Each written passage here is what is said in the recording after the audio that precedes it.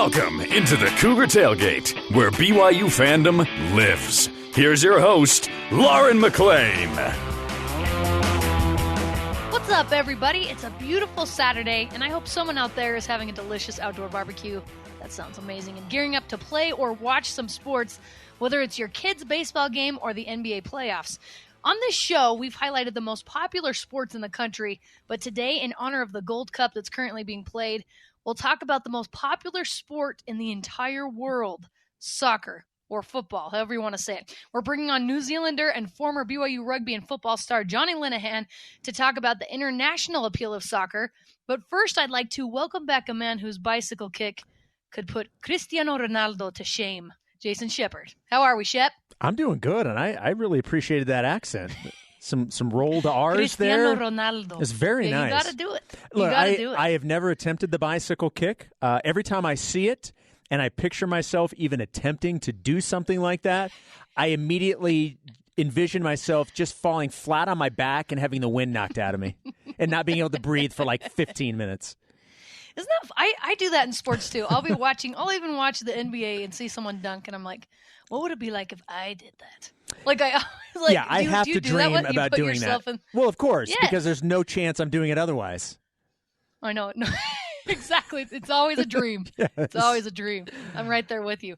So we're talking soccer today. Were you ever a soccer player? And I'm talking even, did you play at recess during elementary school? No. Soccer was not part of my upbringing whatsoever. I mean, not at all. The only soccer that I remember from my youth, and this is a fond memory, back in Kansas City back in the day, and I actually think they're still around. I don't think they're the same league or anything, but I remember going, I was probably 8 or 9 years old, to a Kansas City Comets soccer game. They were indoor soccer, and I'm telling you, I loved it. It was amazing. They had an indoor soccer league here in the state of Utah several years ago. I don't know if you remember the Utah Freeze at all. They played at the Maverick Center. I loved indoor soccer. That was great. But in terms of like watching soccer or playing soccer growing up, I had absolutely none of that. And I'm with you. I'm right there with you. It wasn't until I got older that I gained more of an appreciation for soccer. When you're younger, maybe not to play. Lots of kids play soccer. For me to watch soccer just seems so boring. I remember even in high school, I was like, no, nothing happens. But it's not until I went on my mission trip, Shep, to Chile. Your vacation, you mean? Yeah, yes, exactly. Did I gain more of an appreciation? So the CONCACAF, I believe that's how you say it. It CONCACAF, is. Yes. Gold Cup, which is held every 2 years, is happening right now, which determines the continental champion of North America, Central America, and the Caribbean. I feel like most of us as Americans only truly care about soccer when the U.S. is playing in some sort of cup or the Olympics. But in the majority of other countries, soccer is their life. It is life. In fact, referees and in some instances, players have been killed over results of matches. Super scary. I don't know why you would want to play soccer in those countries. I'm not going to lie. I've watched some documentaries. I'm like, why on earth do these people There's enough playing? pressure just to play the game, let alone if you don't do well that someone's going to come and kill you. Exactly. But it's that important in some countries. Yeah. So, Shep, what do you think the appeal of soccer is internationally? Well, it's difficult to even talk about because it's not something I grew up with. And obviously, the game of soccer in the United States, in terms of appeal and those that play it, over the last 20 years has jumped up. I mean, it's crazy how popular it has become from where it was. Now, it's not, nor do I believe it will ever be to the level that it is, outside of the United States, whether you're talking about South America, Central America, Europe. I don't think it will ever get to that point just because they have hundreds of years of history behind it that we just don't have. And I don't know if we'll ever catch up. But I just, as you mentioned, it really is kind of like a religion. I mean, the equivalent of soccer elsewhere is kind of what we look at the game of football now in terms of it really is kind of the universal sport for the United States. We talk about baseball being America's pastime, and that used to be the case, but now the number one sport, hands down, is the National Football League. And I just think that you have all of that history outside of the United States that people have grown up with, and that is the sport that they grew up playing. It wasn't baseball. It wasn't basketball. It was soccer. And I think all of that just lends itself for it to be the number one sport worldwide.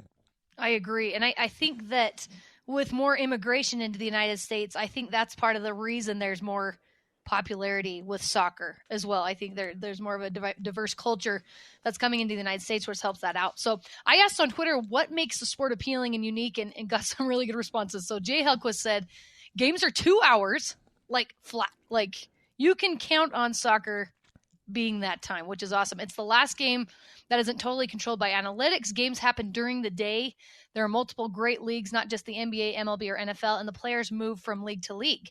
Jordan Larson said, once you appreciate the game, it is the most viewer-friendly. No commercials, nonstop action throughout, very technical, speed, and still very physical. Pageantry, tradition, and rivalries. Every game ends just under 2 hours, so you can make definite plans for after. Now, Shep, no commercials really is appealing to me. Yeah, the it really running is clock when I'm watching soccer. Yeah, the running clock is fantastic. And I have to say that while I did not grow up with soccer and it was not something that was a part of my sports viewing or playing or really my sports interest growing up, once I was able to start calling some of the BYU women's soccer games, I understand what Jordan's talking about in terms of you really do appreciate the game. I love calling BYU women's soccer games.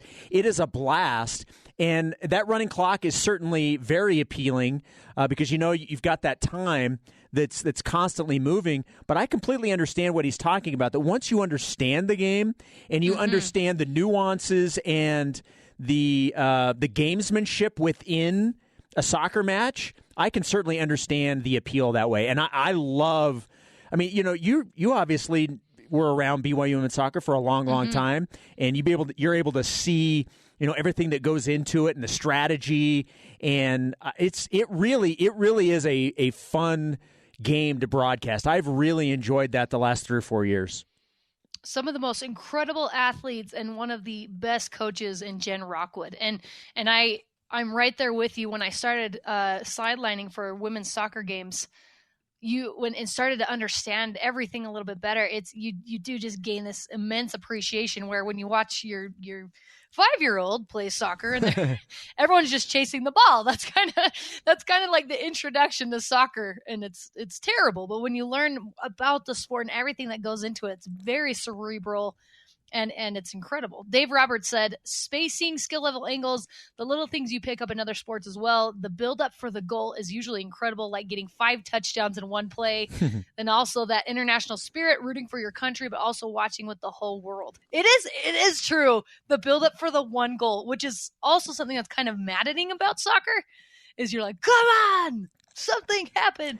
But the build-up is, if someone gets a goal, you're kind of out of your mind, right? Well, and I think the point that was brought up in terms of that international spirit, rooting for your country, that now obviously when you get into World Cup and things like that, you literally are talking country versus country, and we even get a sense of that during the World Cup in terms of the United States versus whoever they're playing.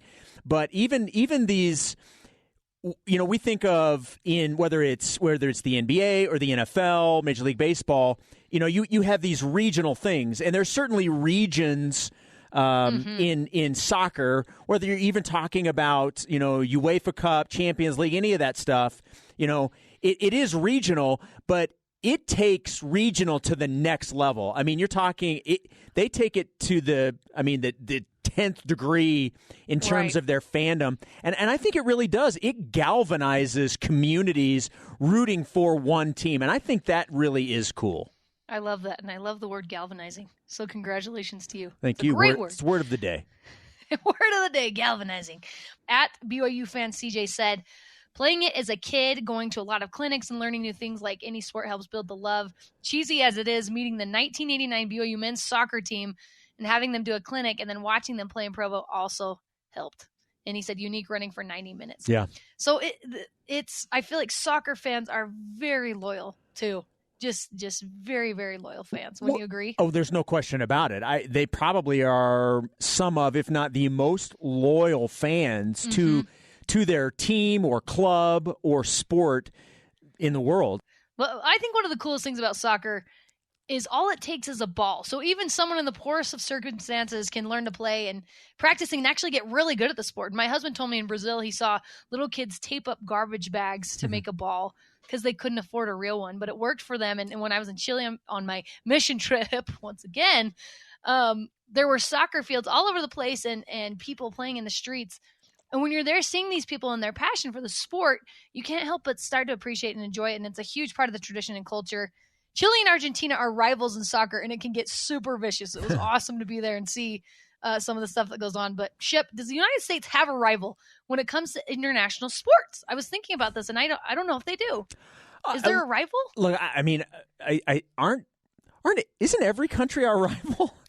I mean, I guess so. I mean, like the United States is kind of like the Dallas Cowboys, right, or the LA Lakers. Everyone hates them. Everybody thinks that you're their rival.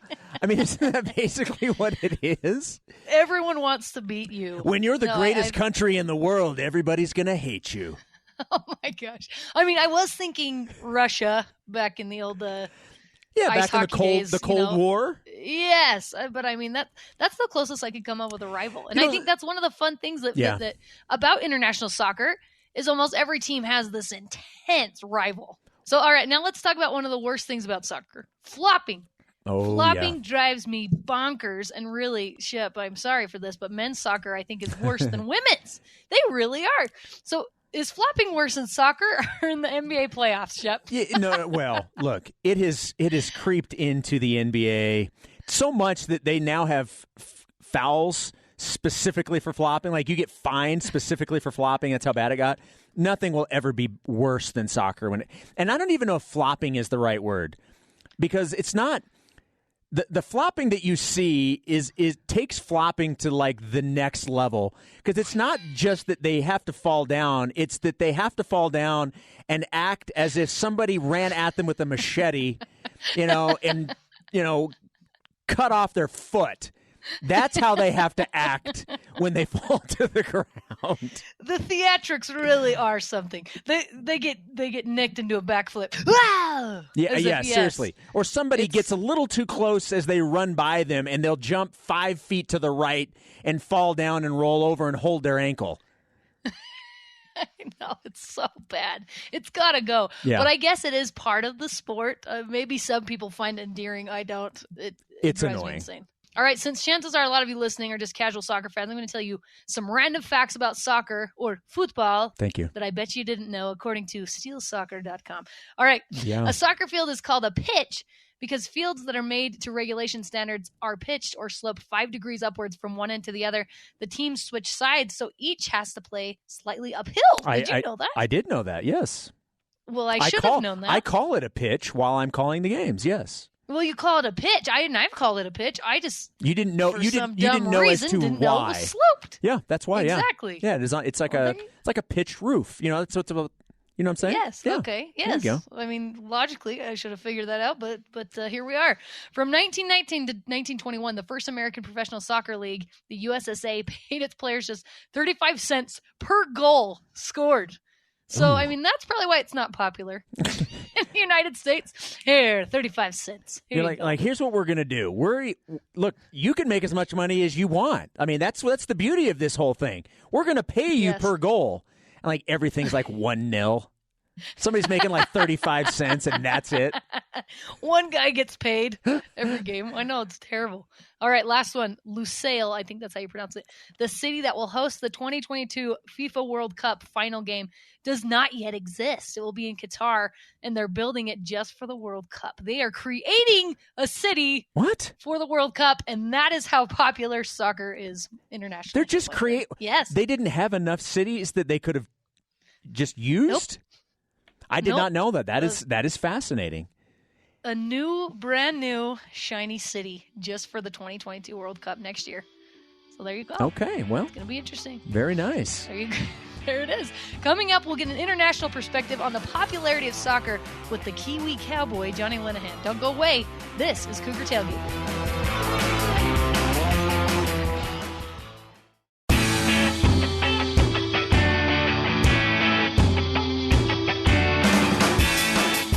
Welcome back to the Cougar Tailgate. I'm Lauren McLean. It's time to bring on a guy who has a love for all things kicking, former BYU rugby star and football punter who is married to a former BYU soccer star, Johnny Linehan. Thanks for coming on, Johnny.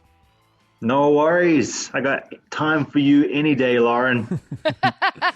Good to hear that accent and good to be back with you. So now that your days of punting, kicking, and loving every day are in the past, what are you up to these days? Yeah, just reminiscing on what could have been and what should have been. I work in FP&A, which is a realm of finance for a software company in Lehigh called Jolt.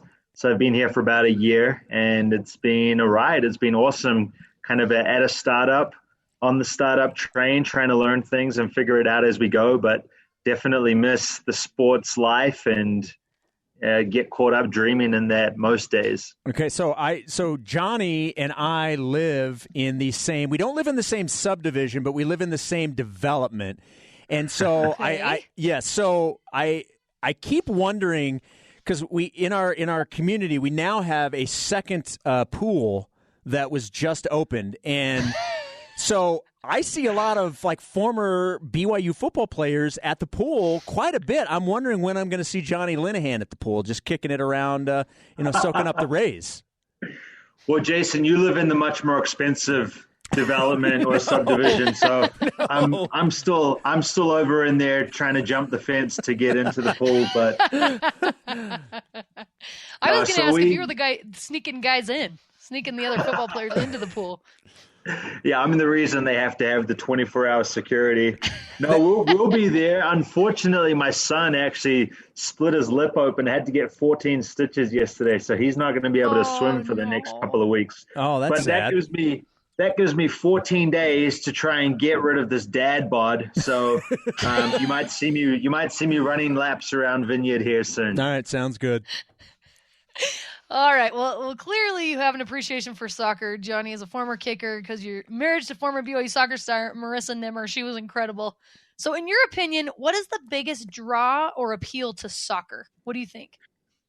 The girls that play soccer, definitely. In your unbiased opinion.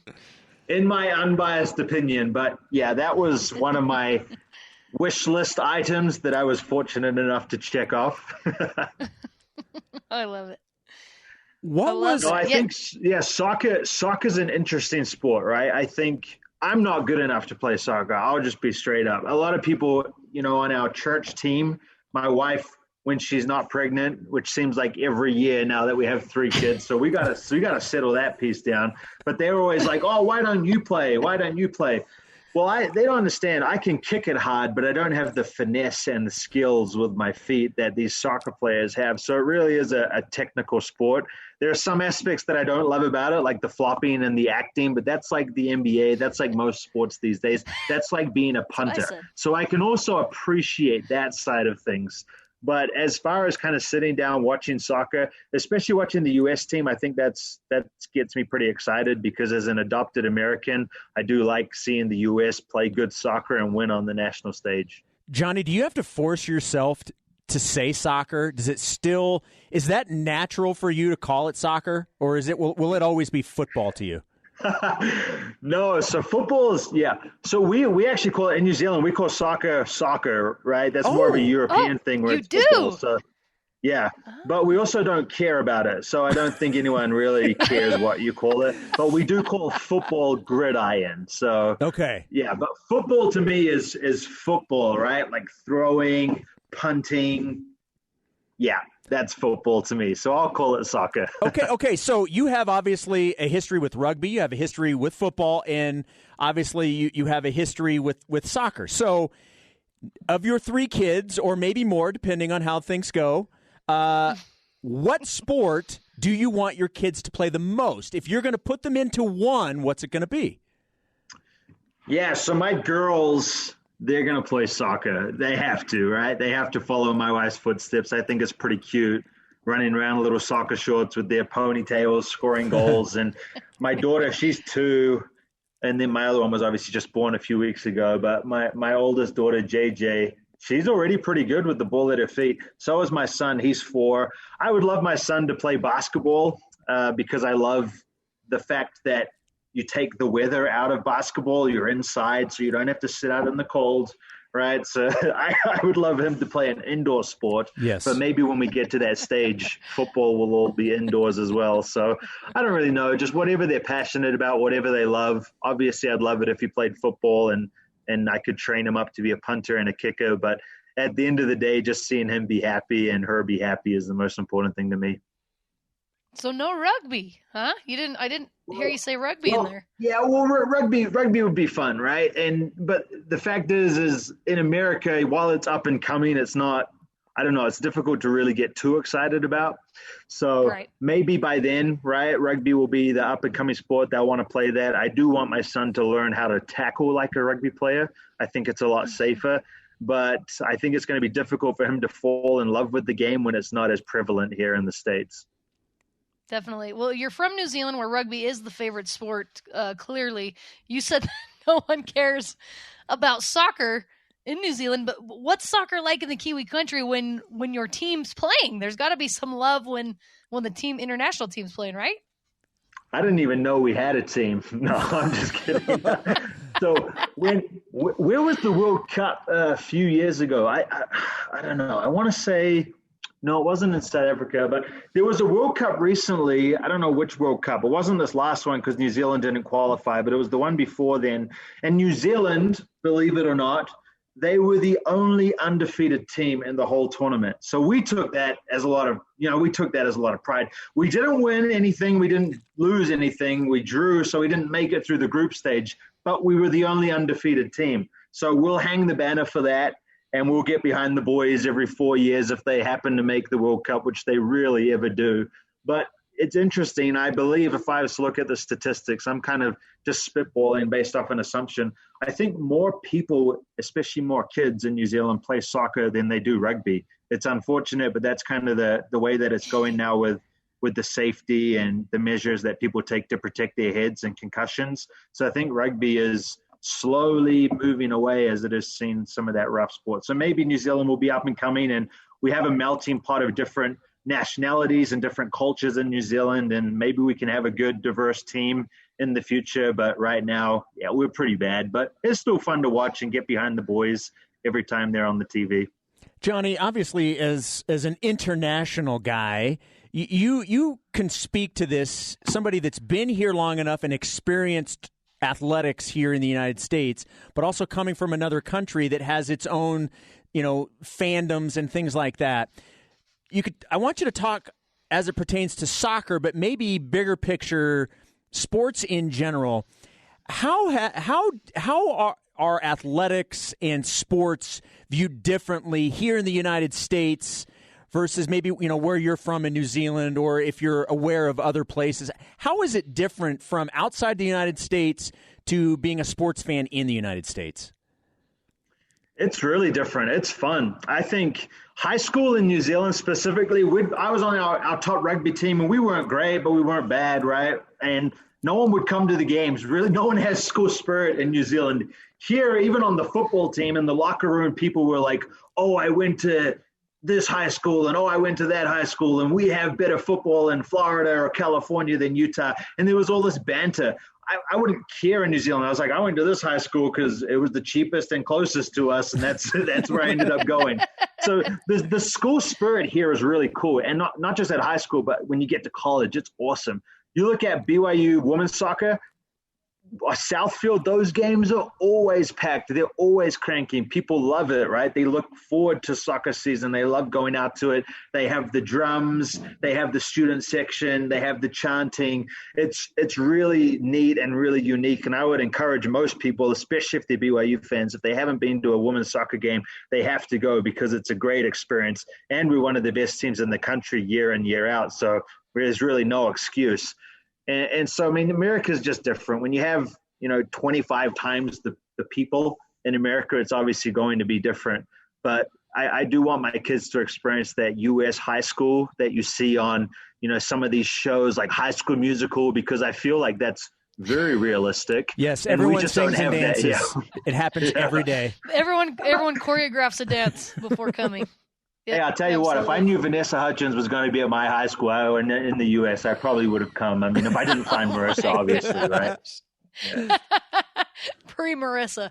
No, I absolutely agree with you about women's soccer and BYU soccer. They are so awesome. Everyone needs to see a game. And I love that you mentioned, Johnny, about, because this is something I didn't think about, that soccer may be increasing in popularity because of it's safer, right? It's safer than some of these other sports that they're coming out with studies about that are, hurt your brain and everything. So that's actually something I didn't think about. But you and I have played soccer with each other, and by that I mean we did a shootout with like kickballs, I think, a couple of years ago. So I have seen you kick a goal, and you're not that bad. You're not that bad. So if you did play soccer, which position would you play, do you think?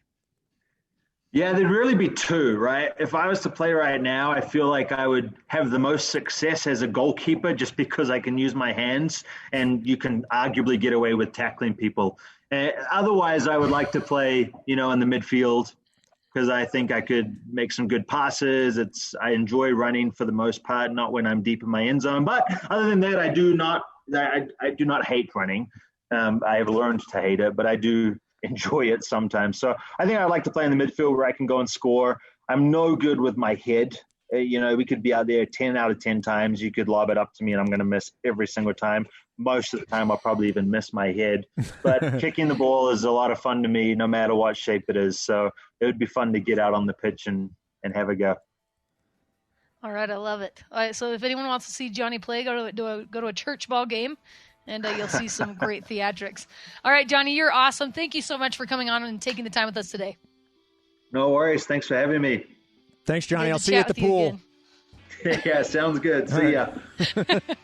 All right, and that does it for us today. Thanks again to Johnny Linehan and Jason Shepard for coming on the show with me. You can join the Cougar Tailgate virtually, of course, every Saturday at noon Mountain Time, or download, rate, and review our podcast on Apple, TuneIn, Stitcher, Spotify, or on BYURadio.org. This is Cougar Tailgate.